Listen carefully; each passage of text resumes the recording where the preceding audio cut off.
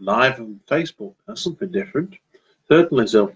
But I said, guys, welcome to Reading in Bed with Andy N. Amanda Steele. No, I was pointing at you. You can't be Andy N and Amanda Steele. I'm a typical man. Us men are very good at multitasking. You know? You should know that by now. So. Sunstroke. It's sunstroke. It's a regular recurring theme of Reading in Bed now. Be suffering from sunstroke. I always know that. So, but I said, guys, listen, thank you all for hopefully. I can't tell yet who's tuned in or not. There's nobody here. We're alone. Oh, you can say whatever you want. No, I don't think that's a good idea. Do you? You're nervous about this podcast. Always nervous. I know my feet are trembling. They're really? Your feet are trembling feet, yeah. I've got itchy nose as well. Or is it itchy feet? I'm not sure yet.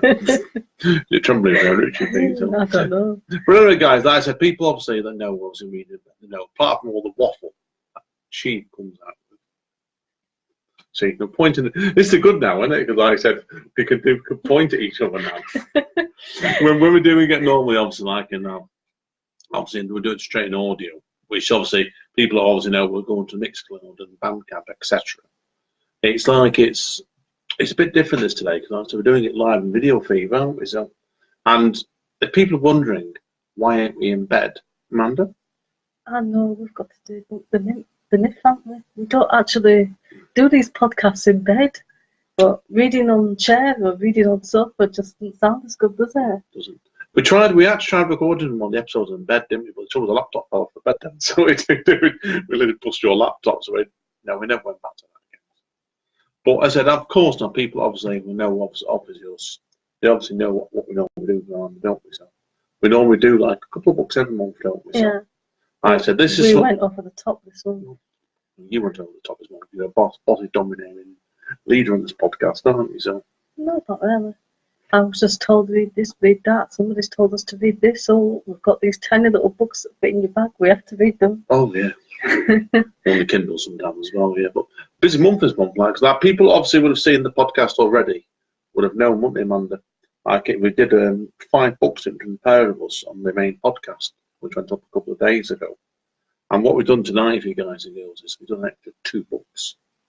It's a bit like a video sort of feed, isn't it, really? So. Yeah. That's why. So now, obviously, people who got any books they want us to review, get in touch with Amanda. Okay, she's very susceptible to emails and contact. Yeah, I'm very gullible. Easily persuaded to review books. Chocolate is usually a good bribery method, Amanda. Yeah. Cake. I said this. I'm just too busy half the time. So, but yeah, what we're going to do now, guys, is to give you a feel for it. And this is how we're doing a live video. I don't know yet. We're going to talk about the 2 extra books, aren't we? Yeah. Now, the first book we're going to talk about is the one that Amanda recommended us, obviously picked us both to read, because I hadn't heard of this author before. Yeah, I'm going to point out I recommended it before I read it. Oh, yeah. Now, Amanda, I haven't got the blurb in front of me, so right. do you tell me what the blurb is about? I'll tell them what it's called first. That might help. No, give it a mystery. See if you can guess the book from the blurb. Oh, this is the last. Anybody that follows the podcast, it wasn't episode 6, episode 5, wasn't it? Where you hated the book without nut. One of the books you wouldn't name it. I had to be honest with the book, but I couldn't name the author because of how honest I was with it, because it's basically tore it apart. And it was a bit cruel to name the author. Well, usually not like that. It doesn't he bear it in mind? Like I said, what was this? Right, by the way, Amanda, what's the book called? Right, so the book is called The Toy Makers, and it's by Robert Dinsdale. And I saw this on Amazon when it was 99p on Kindle, and it had the little yellow sticker saying the #1 ebook bestseller. Mm-hmm. So the blurb for this is, do you remember when you believed in magic? In 1917, and while war rages across Europe in the heart of London, there is a place of hope and enchantment. The Emporium sells toys that capture the imagination of children and adults alike. Patchwork dogs that seem alive. Toy boxes are bigger on the inside. Soldiers that can fight battles of their own. Into this family business comes young Kathy Ray, running away from a shameful past. The Emporium takes her in, makes her one of its own. But Kathy is about to discover that the Emporium has secrets of its own. As you can see, guys, big mystery to big mystery man there, isn't there? It sounded magical in the blurb, at least. Right, well, okay, strengths then, first of all, okay? This is what I wrote about it. Well, it wasn't a lot. It wasn't a lot. Now, the blurb of the book is truly interesting, that's for sure. Yeah. And it does make it sound a really interesting book of the journey of a girl, really at rock bottom, doesn't it, love so? And she gets placed in a magical world in the late Victorian era, where she became pregnant in a time when it really would have been a scandal. Yeah, they used to send the underage pregnant women away until they'd had the baby. Yeah, I've read stories where they've been put percentages put in nuts as well, sanitariums, awful terms. Now, however, I don't have much else praise to say about it, I don't remember. Is there much praise you can say about it? I think I enjoyed the first 50 pages. Mm. It wasn't not my type of book, really, because I don't really read books that are set so far in the past, because it's 1917. Well, the toys and the magic made me think it might be good. So the first 50 pages was good. And then she runs away, goes to this toy emporium, and it seemed okay at first. And then it kind of went a bit downhill from there. A bit. Well, the word I would use is I thought the plotting was completely out, actually. The criticism I had was the first couple of chapters really were all over the place with this book. And it just didn't have the feel the early 1900s was the book I think essentially had to have. Now, I felt the main character calculated before. She was in a pretty horrible situation. She's a good setup. It's a really good, excellent setup. Where you imagine she runs away, which is understandable. But the feel just wasn't there. I don't know. It's almost like the writer, Collins writing the book about the set in Victorian era, but didn't understand the history well enough, which he needed to go with the book. Yeah. I think the thing that surprised me, I was just telling you about it, is that it's published by Eatery, which is an imprint of Penguin. And I noticed that there were some mistakes in it. So I was quite surprised because it's not a small publishing company. No, yeah, it's certainly a major one. I was surprised at it, like I said, because the plotting, like I said, but I personally really disappointed, particularly the end of part one. I don't want to give too much of a book away in case people anybody's brave enough to try and finish the book. But did you actually read the whole bit, or did you not make it today? Sorry. I think because of the book that I read on episode 5, it was just talking about, and I'd given up on that on page 36. I forced myself to read this because it was right afterwards, and I thought I can't give up on 2 books at the same time. I think I got to about 200 and something. Yeah. About half, just over halfway through, 60%. It just seemed to go on and on and on, and then it started to grate on me. And then you start to notice the same words, and it sounds like they're being used more than they actually are. So, for example, like toy soldiers, it's actually only used 79 times to say that the book is the book is 480 pages, so it's not actually that much to say like they have a big theme in the story. But because I wasn't enjoying it, I just seemed to notice it over and over again. And if it hadn't been on Kindle, I think I'd have like burnt the book. Every time it mentioned toy soldiers. The book would have got thrown against the wall several times. Yeah, I'm not doing that to my Kindle. No, it's too expensive. Now, I said before to you, Tom's idea on the plotting, I said before to you, when it was like, the birth scene in it was a real problem for me, because it was like, again, just didn't feel like he'd researched it anywhere near at all. Yeah, it seemed a bit, it's giving away a little bit, but it seemed a bit convenient that it just happened to have a soundproof room for her to stay in. Yeah. No, I didn't like that at all. It's like, all my soundproof rooms over there. Why don't you stay there? Everybody's got one, haven't you? And you get like at the beginning of it, outside when she had all the problems with the family at the end of the book, it was okay. But then, like at the end of the scene, chapter part 1, where she went back with Casper to go and see her family, and it was like they rushed it up in about 2-3 pages, like summarised. And I felt that should have been a really dramatic scene at the end of part 1, or they moved the book on to the rest of what happened next. But it wasn't. It was just like inconsequential, and I thought to myself, that's completely wrong. Like, if she meant to go there now and think, this is how I am now, and I didn't get it. No. And then, like, didn't she go? Be careful, I say this now. Didn't she kiss somebody? Should we say at the end of the first part? Who I'm not going to name. And it was like, to do that, there must be some sort of chemistry to me. There was no chemistry at that point at all. Well, that's probably why I tried carrying on with it, and it just felt like it was just going nowhere to me, the narrative completely. Yeah. There was one bit that made me laugh.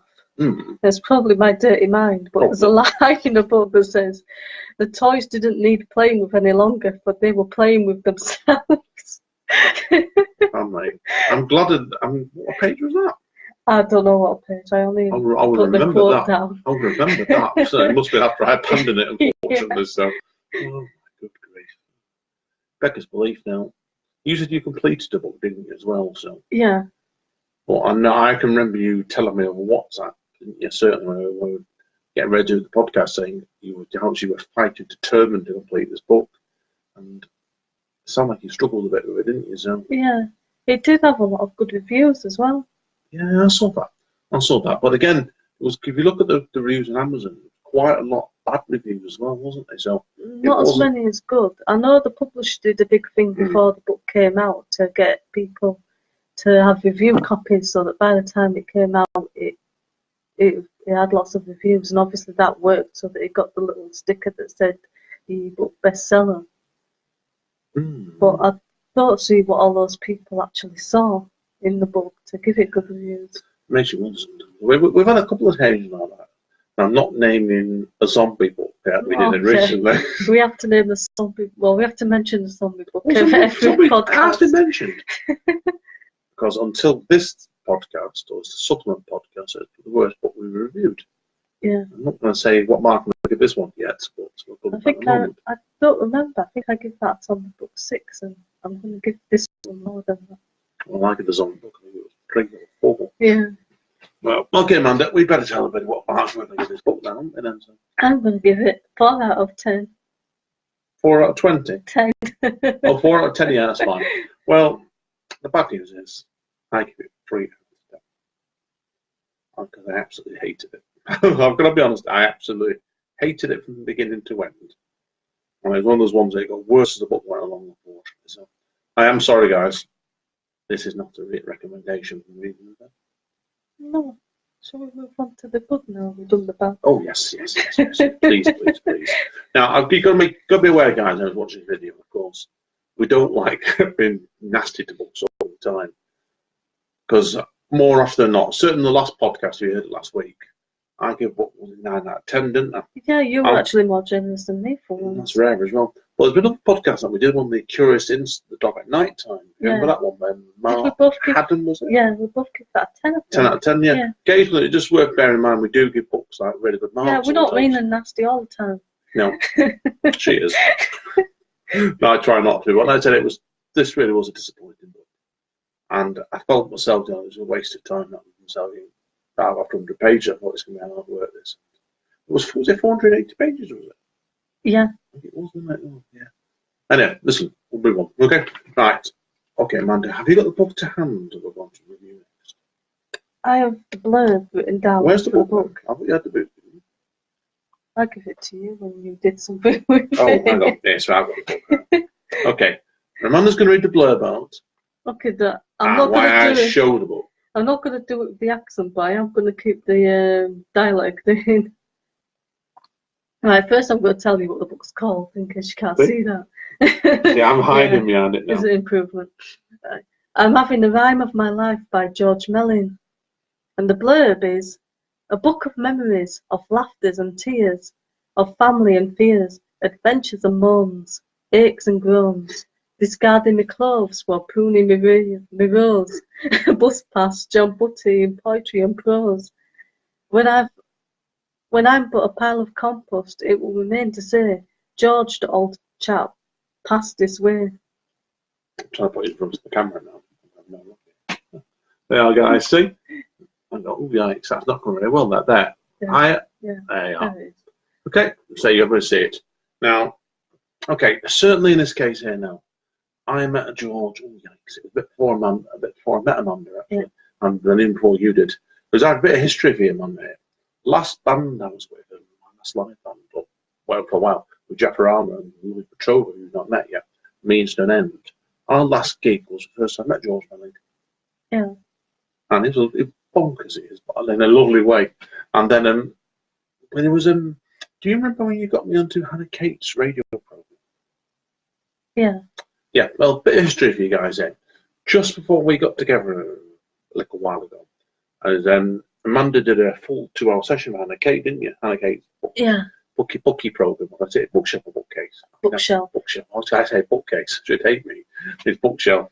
And Amanda, Amanda, you tell people you didn't know. Carry on. You recommended me to Hannah, didn't you? Oh yeah, I think it wasn't the following week. It was a few weeks later. She mentioned to me she was doing a spoken word special, and I knew you did spoken word, even though I didn't understand much about it back then. Still don't know, do you? No, I just knew it. I don't know what it is. Yeah. Well, I said the story was I went on that day for that. This little old man came on the back of me with Sharon, George it was. And I said to me, "You're Andy, aren't you? I've seen you before several times now." I thought, who are you then? Because I didn't know who he was. Didn't know who he was. But he charmed the pants off me that day, George, about 2.5 years ago. And do you remember, Amanda? We're going to digress there if we come on to the book. The first time you met him. Scott's or Damien's deals now. You know. He had one that could out loud, didn't he? Eight Mother and Thief. Yeah. And do you remember that? He sent me a message on Facebook a week or two before saying, "Oh, Andy, when you come to this one, you introduce me to your gorgeous girlfriend. When you get to my age, you don't get time to say hello to any gorgeous girls." So instead of doing that, he introduced them to me instead. That's right, though. I brought him over to Amanda, and you would have just stood there thinking, right. But anyway, listen, seriously, okay? We're digressing, okay? This is a great book. Really is. You both loved it, top to bottom. That's for sure. So, and it's certainly one like I've been looking forward to reading for some time, because I knew about the book last year. I think you knew about it on that. You said about the same time yourself, didn't you? Yeah. So, and I said we got it from his what it hasn't been called his official book launch in Manchester at Word Central, bit back, and it's a rare book that certainly has you laughing and weeping sometimes in the same poem, doesn't it? So, yeah. Now, I know you wanted to talk a bit more about one of the poems, didn't you? So, yeah. One or two you really liked. I know there was. I liked all of them, but my favourite one was just called Beauty Is, because it was just such a nice poem, and it just summed up all his favourite things in life. Or some of his favourite things, possibly not everything, I don't know. One of his I really liked was called Manchester Arena and the Suicide Bomber. Now, that's where George looked at the recent past of what happened, also the terrible bombing from last year in Manchester, and took us on a journey back into the Second World War with his memories from there, which are contrasting to the pain of these days, nowadays. And what's good about that poem is he's talking about his own family, which is like his recurring themes of obviously his late wife and his late son. And I love George's stuff because it's honest, charming, and it's wrote straight from the heart. Yeah. And I said before, it does. It does a lot of his work. Does seem to touch on his late wife and son, don't they? So I think there's a mixture in there. There's a lot about his family, but then there's some about politics, and there's football. But the football ones are also about his family as well. Yeah, he's not been able to. There was a Wigan Athletic fan in this summer. They've not been able to go back since his son died, which is understandable, really. So, and didn't you say you? And I've forgotten which one it was. There was a poem in the book, wasn't there? Where the poem, wasn't there? Which you never got. Yeah, I can't remember what it was called, but he's written a poem, and there's a poem inside the poem. It's like those little Chinese dolls. Yeah, it is. Oh yeah, little Chinese dolls. Yeah. Going in and then very him that one completely. So, but like the other one I really liked, where he went on about one point about 63 pairs of socks. He sat down and counted how many pairs of socks. Yeah. Well, like it's just very George around you. Like it's effortlessly charming. Like I've both said before, some of it's funny, some of it's serious and stuff. But you get a poem that makes you cry, and then the next one makes you laugh again, and then the next one makes you start crying again. Yeah, no. Do you remember when we did launch man? Oh, was it the launch? He said to the Word Central, wasn't it?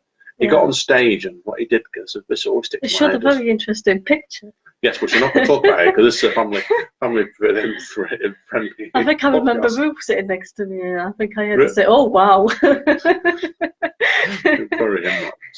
Now, is there any weaknesses you've got in this book? No weaknesses. If I'm honest with you, if you're looking for a masterclass in poetry, say like Ted Hughes and Philip Larkin sort of territory or area, this style is very different altogether. He does a lot of them like his. You got the back of the book like it's like discarding me clause like spelt with M-I. Yeah. And he's wrote it in the like it's very different approach to the language altogether. And I don't know whether it's for everybody. That's got to be for sure. But we both found it very entertaining. Certainly, that's for sure. I agree with that one. And another thing I found interesting was, and I've told you about this before, didn't I? Use a lot of poetry books. It's used around about, say, full-length collection around, say, 60 to 80 pages. Yeah. Not 184 pages like this book is, which perhaps a bit of a challenge. But I like the fact is with poetry you can jump in and out, can't you? So, yeah. I don't really read a lot of poetry books, but I read it in a couple of weeks, which is quite good for me with poetry books. So just with print books take me longer to get through. Yeah, and we're saying use better with Kindles, aren't you? So, yeah, no, I said it was a great book. I really recommend it, and I didn't object to paying the price. So we pay £10 for it, didn't we? Which I don't mind too much. Like I said, it was well worth it. Less than that. I think it was 10. Well, I could be wrong. I got the prices wrong. Oh, by the way, we'll be posting a link to an article that's on Write Out Loud after we've done this, because at the bottom there's a PayPal link to pay £8 for the book and £2 postage to George, and then you'll get a copy of the book sent to you. Which I've got to tell you guys is recommended. That's following you in the mark number, isn't it? So, yeah. Right, what do you give out of 10? I'm giving it a 9 out of 10. This is the other way around now, because the previous book I gave a worse mark for having Amanda. Amanda, what mark have you given it? I give it a 10. I'll give it 11. Because it's George, right? To make up for my 9. Yeah, you're 9, right? So the average is out everybody at 10 out of 10. Well, okay? I always say 7 or more is good, so 9's a pretty good score. I think 9's excellent. 11's even better, isn't it? Yeah.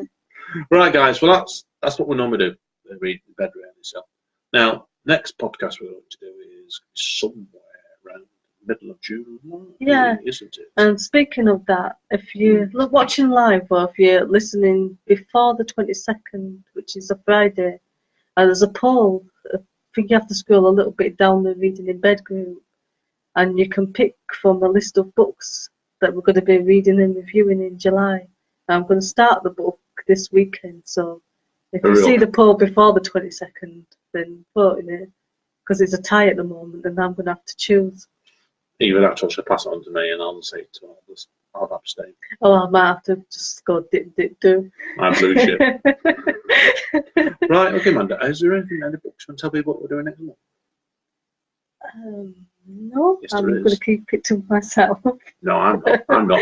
I've read my first novel for next month. It's a classic sci-fi one, either Hoot Reads, by Harry Harrison, and the book's called The Stainless Steel Rat. It's brilliant. I'm really looking forward to talking to you about it next month. Now, what's the first novel that you're reading next month? Have you read it? I've read it, but I'm not reviewing it until July, and it's by Jason Meiske. It's called 9 Mile Bridge. Who was I read a gentleman that interviewed both me and Amanda recently in his podcast. Yeah. Chapter 1. What called Chapter 1 of this podcast, wasn't it? I think so. Yeah, I'd have to look to the show. Sorry, Jason. Sorry. But, I remembered how to pronounce your name, though. You did a better job than I would. Sorry, Jason. Now, poetry book we're going to do next month is my dear friend of ours. Both of ours, isn't it? Mr. Gordon's on. Oh, yeah, I've read that. I've just got to make notes of it. I've been banned from reading that one yet because somebody said it to me. Oh, I'm reading that first. You have to wait. And I thought, but what was that book called, Amanda? The Wheeler Years? Is it neat, I think. Is it weird? You're going to wheel over there and check out in a minute here. Yeah. Now, we'll give you no hints by about that, but I'm looking forward to reading that person. I know there's a few good gags in it. Amanda will be talking about it in the podcast next month. Right, guys, like I said, 40. We've got a couple of books in the go for July. Always on the look we are for new books to read. So if anyone's got it, wants to consider reading, get in touch with one of us on Facebook, okay? Yeah. And the End Poet. Amanda Still Writer after Facebook. Or send a message over at the Reading in Bed group itself. One of us will come back to you, probably Amanda. We're organised, than me. But it's been a pleasure doing this one, guys, and I hope you haven't bored you too much to see. Okay. Huh? We'll see. Well, we won't see you in July, but you'll hear us in July if you want to. If Bye. Amanda doesn't get anyone. See you all soon.